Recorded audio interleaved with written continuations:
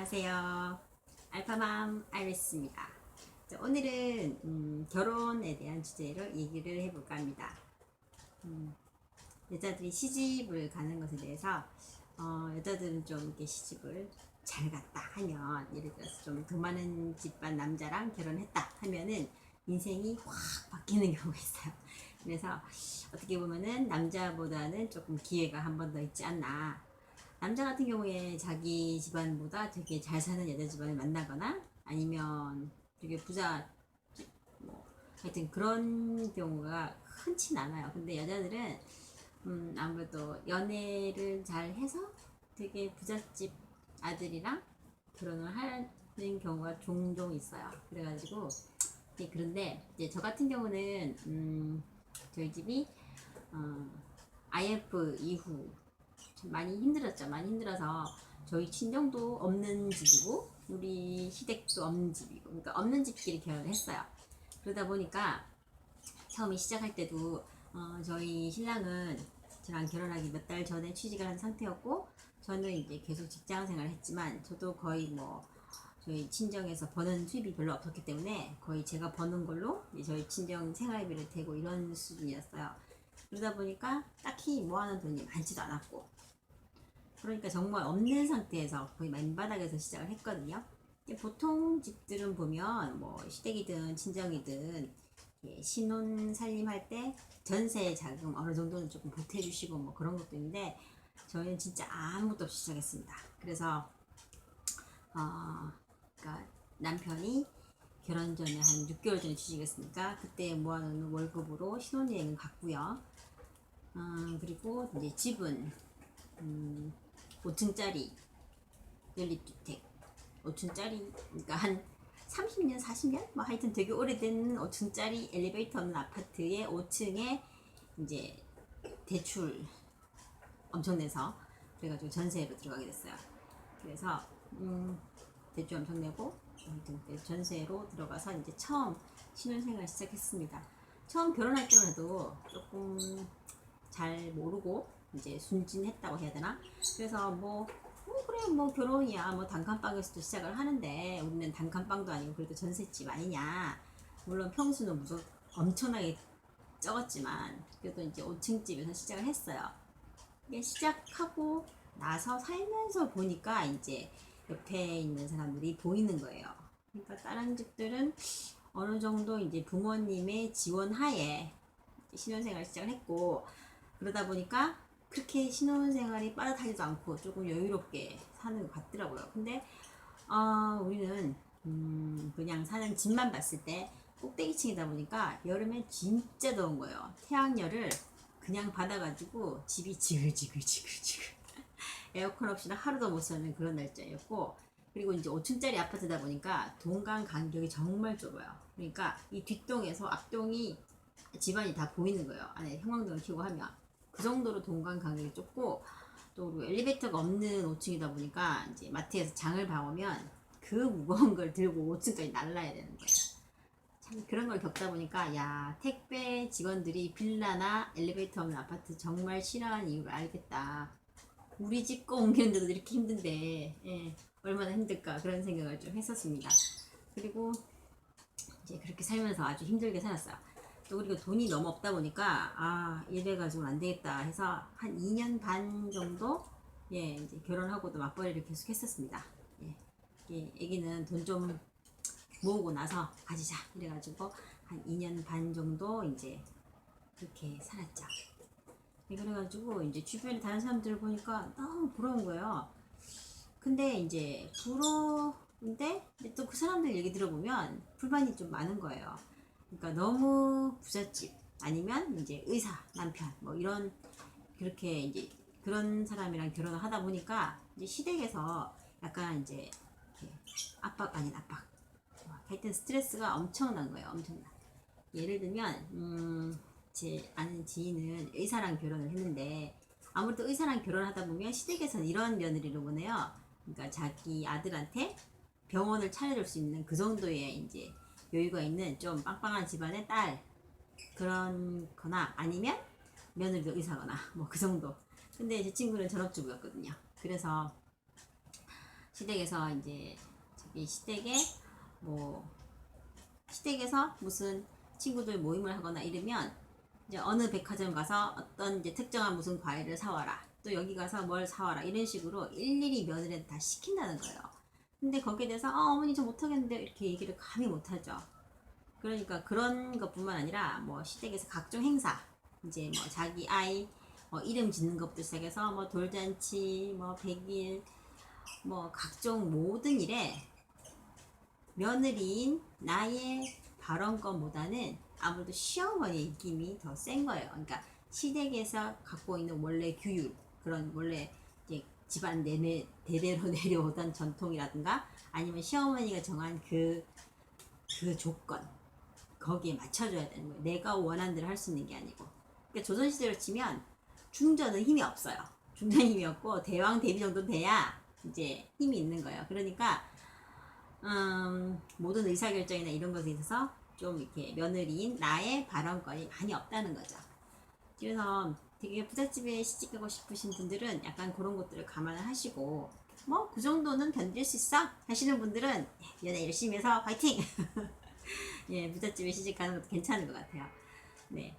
그리고 어쨌든 저는 이제 살면서 계속 이제 너무 돈에 찌달리다 보니까 남편이 그냥 월급 생활제다 보니까 이게 뭐 사업을 했으면 물론 사업을 했다가 망할 수도 있겠지만 어쨌든 사업을 하면 큰 돈을 벌 수 있지만 월급 생활제는 정말 고만고만 하거든요. 그래서 이제 그냥 고만고만한 돈을 계속 벌어서 조금씩 아껴서 이제 그걸로 제가 막 이사 다니고 막 이렇게 했었는데 저희가 이제 처음에는 100% 대출 내가지고 전셋집 아주 작은 아파트에 전셋집을 살다가 그 다음에 또 이사 와가지고 시댁에도 한 몇 달 얹혀 살아봤었어요.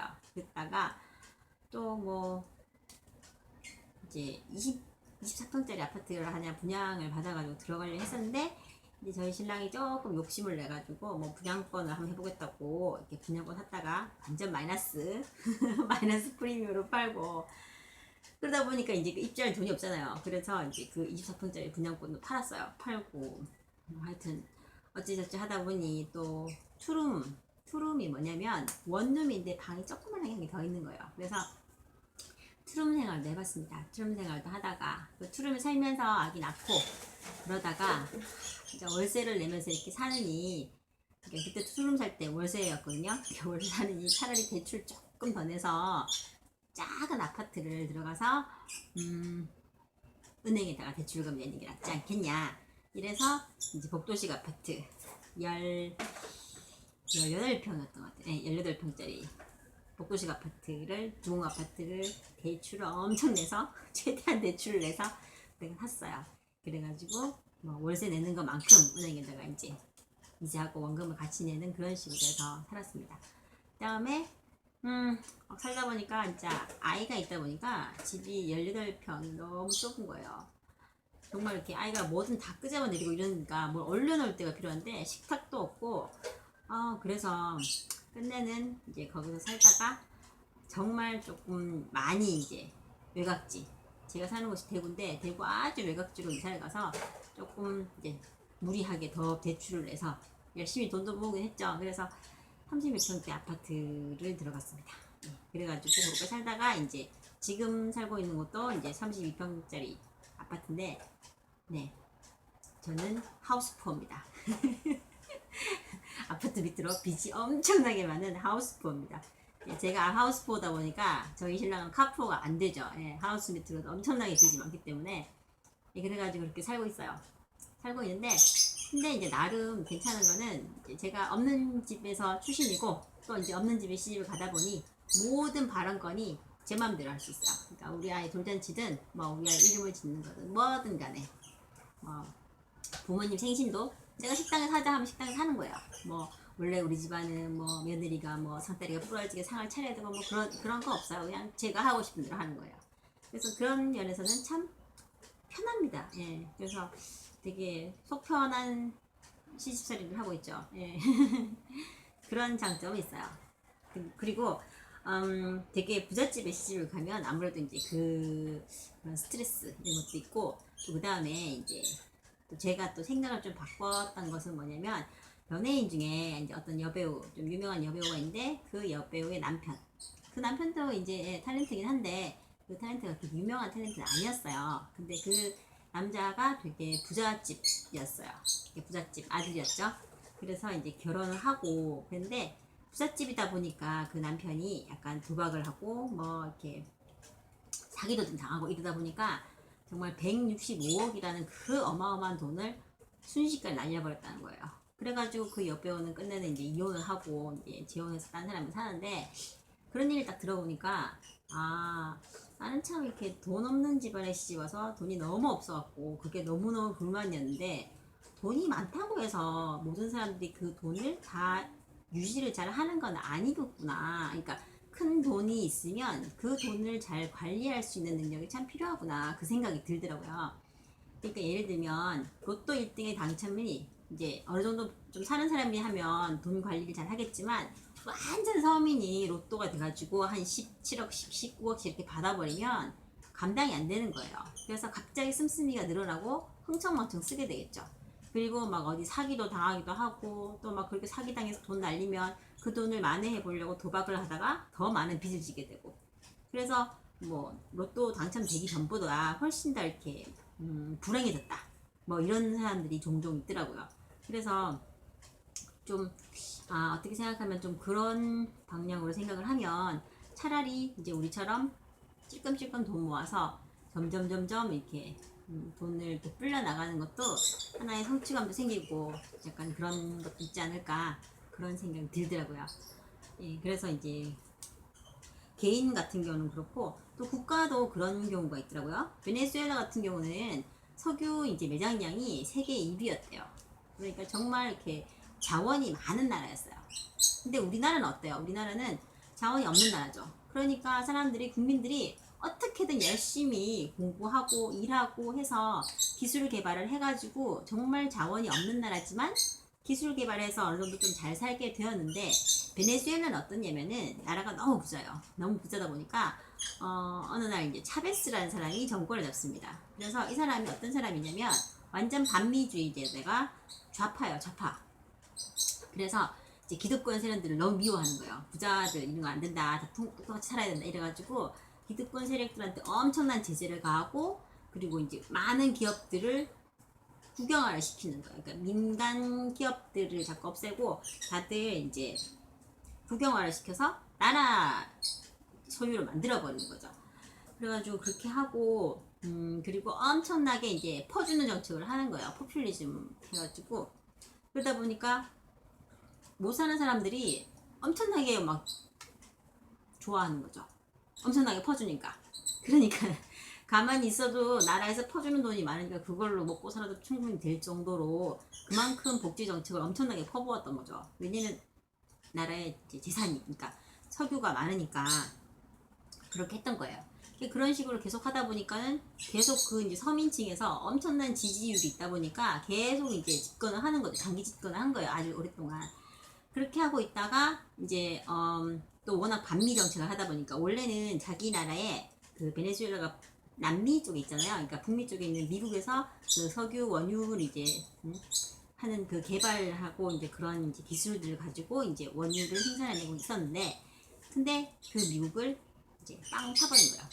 니네 나라가 싫다. 나는 반미다. 나는 미국 싫다. 이런 식으로. 그래가지고 그러다 보니까 이제 석유는 많은데 어쨌든 석유를 뽑아내야 쓸 거잖아요. 그런데 이제 이 베네수엘라 사람들은 워낙 이렇게 배부른 사람들이 되나서 기술 개발을 이제까지 안 했다 했잖아요. 그러니까 그 석유를 쓸 수 있는 기술이 없으니까 차베스가 이제 유럽에다가 이제 요청을 합니다. 도움 요청을. 니네 우리나라 와서 좀 석유 개발을 좀 해라. 그러니까는 이제 유럽 같은 경우는 아무래도 미국의 이제 입김을 받으니까 미국이 하지마 이러니까 이제 못 도와주는 거예요. 그러다 보니까 자기들도 반미고 뭐 이렇게 하니까 이제 약간 반미 정책을 같이 하는 이제 중국에다가 도움 요청을 합니다. 그래서 중국에서 베네수엘라에 있는 그 석유를 개발하고 막 그렇게 했는데 근데 의도와는 달리 중국에서 이제 베네수엘라의 내수 경제까지 다 잠식을 해버린 거죠. 그러니까 이제 차베스를 열받고 막 그렇게 했는데 어쨌든 서민들의 열렬한 지지 때문에 차베스는 계속 이제 집권을 하게 됩니다. 그러다가 어느 날 갑자기 차베스가 죽어버려요. 그리고 그 이후에 들어선 정권이 마두로 정권입니다. 마두로 정권에서는 어떻게 했냐면 지금 차베스가 워낙 많이 퍼준 상태에 있다가 또 지금 이제 갑자기 국제 유가가 훅 내려갔어요. 그러니까 자기 나라에 있는 거라고는 기술은 하나도 없고 오로지 석유밖에 없는데 석유값이 내려가니까 나라가 거의 망한 상태가 되었죠. 그러니까는 마두로는 어떻게 하냐면 지폐를 막 찍어내기 시작한 거예요. 돈을 막 찍었어요. 그러니까 어때요? 지폐를 막 찍어냈으니까 화폐 가치가 쭉 추락을 해버렸죠. 그러니까 뭐 햄버거 하나를 살려면 돈을 한 보따리 갖다 줘야지 햄버거 한 개 사고. 그러니까 월급으로 친다면 서민들의 두 달치 월급을 모아야지 햄버거 한 개 겨우 사 먹을 정도로, 그 정도로 그렇고, 단지 이제 석유값만 싼 거예요. 그런 나라가 돼버린 거죠. 그러니까 너무 많이 과도하게 복지 정책을 하고, 그리고 또 이제 최저임금을 막 5배, 6배씩 갑자기 막 올려버리고 막 이래버리니까 화폐 가치는 완전히 추락해버렸고 물가는 엄청나게 상승을 하고, 그러니까는 정말 이거는 나라가 망하는 거죠. 그래가지고 지금 베네수엘라가 옛날엔 정말 부자 나라였어요. 그래가지고 뭐 여자들 같은 경우는 딱히 뭐 개발할 생각을 안 하고 그냥 미스 유니버스에 목숨을 거는 거예요. 그래가지고 역대 미스 유니버스 중에서 베네수엘라 출신이 참 많거든요. 예, 그랬던 나라인데 이제 막상 나라가 망하니까 정말 뭐 미화 1달러에 뭐 몸을 팔고 뭐 이런 일들이 막 생긴다 하더라고요.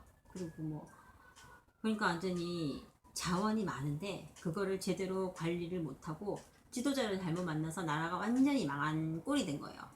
근데 우리나라 같은 건 어때요? 뭐 박정희 대통령이나 이런 사람들이 정말 우리나라를 자원이 없으니까 어떻게든 기술을 발전시키고 막 그렇게 해서 정말 자원도 없는 아무것도 없는 나라인데 이렇게 발전을 시켰잖아요.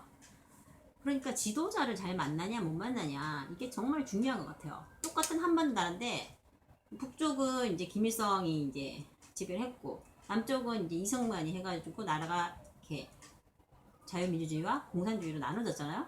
근데 똑같은 나라인데 북한은 정말 못 살아요. 근데 남한은 정말 잘 살게 되었죠. 그것처럼 그러니까 여기서 지금 제가 말한 포인트는 돈이 많은 집안에 있다고 해서 무조건 돈을 다 잘 불리는 건 아니다. 그러니까 베네수엘라 같은 경우도 그 많은 자원이 있으니까 더 노력을 안 한 거죠. 그만큼 국민들이 게으르고 그래서 더 패망한 거죠, 나라가. 우리는 자원도 없는데 이렇게 잘 사는데. 그래서 그렇고 또 이제 어떤 예를 들자면 제 지인의 아는 사람이 아버지가 자수성가를 하신 거예요. 자수성가를 해서 정말 열심히 돈을 벌어가지고 기업을 하나 세웠어요. 그리고 정말 잘 되고 있었는데 아들이 3명이나 있었는데 어느 아들 하나 그 아버지의 기업을 물려받으려고 하질 않는 거예요. 왜냐면 물려받게 되면 그 기업을 잘 유지도 해야 되고 나가서 돈을 벌어야 되잖아요. 그러니까 그게 싫은 거죠. 워낙 금수저로 태어난 자식들이다 보니까 아버지는 정말 흙수저에서 자수성가 해가지고 부자가 됐지만 그 자식들은 처음 태어날 때부터 부자였던 거예요. 그러니까 딱히 뭐 열심히 노력해서 돈을 벌 생각을 안 하는 거죠. 가만히 있어도 아빠가 먹여 살려주고 하는데 뭐하러 일을 하냐 이렇게 되는 거죠. 그래서 뭐 그 아들이 다들 이제 장가도 가고 해서 며느리들까지 다 있는데도 아무도 일을 안 하는 거예요. 아들도 일 안 해, 며느리도 일 안 해. 심지어는 자기 회사에 와서 취직해서 일을 하라 해도 그것도 안 한다는 거죠. 물려받기가 싫으니까. 그래서 끝내는 그 아버지가 정말 자기가 피땀 흘려 만든 기업인데 어쩔 수 없이 폐업을 하신 거예요. 자식이 3명 다 아무도 안 받아들이려고 하니까. 정말 그런 케이스가 있는 거예요. 그래서 보통 일반적으로 생각했을 때 뭐 이렇게 재벌들, 재벌 2세, 재벌 3세 이런 사람들은 아유 가만히 있어도 큰 기업에 그래 대표가 되니 참 좋겠다라고 생각을 하겠지만 실제 그 사람들 입장에 대해서는 그 기업을 자기가 유지하고 그 기업을 계속 잘 이제 성공을 시켜야 되는 거니까 그 심적 스트레스가 엄청난 거예요. 그러니까는 그거를 반항하지 않고 아버지의 기업을 물려받는 것도 정말 우리나라 경제에 큰 보탬이 되는 거죠. 그러니까 뭐 재벌 3세, 뭐 재벌 2세 욕할 거 없어요. 정말 그 사람들은 대단한 거라고 생각해요. 그리고 만약에 나한테 그런 스트레스가 주었으면 내가 그걸 감당할 수 있었을까? 뭐 그런 생각은 하거든요. 그러니까 뭐 재벌들이 이제 자식들 교육시킬 때 그만큼 자기 기업을 망하지 않게 정말 그런 경제관념을 제대로 교육시켜서 키우는 것 같다 이런 생각도 들더라고요. 그래서 너무 이렇게 재벌들을 색안경을 끼고 볼 게 아니라 어떻게 보면 그 재벌들이 있기 때문에 그만큼 일자리가 창출이 되는 거고 또 그 이제 소수의 그 잘 사는 사람들 밑으로 다 낙수 효과가 있잖아요. 그러니까 그런 것 때문에 우리나라의 경제가 사는 것도 있어요. 근데 단지 그냥 부자들 보면 배 아프고 뭐 이게 정말 다가 아닌 것 같아요. 그래서 지금 이제 뭐 하여튼 개인적으로 봤을 때는 부잣집에 시집 가는 거 이것도 참 여러 가지 생각을 해야 되는 것 같고 그리고 뭐 로또 1등 이게 꼭 행운만은 아닌 것 같고 또 뭐 나라 경제도 그렇고 뭐 이런저런 참 여러 가지 생각이 드네요. 자, 오늘 영상은 여기까지입니다. 감사합니다.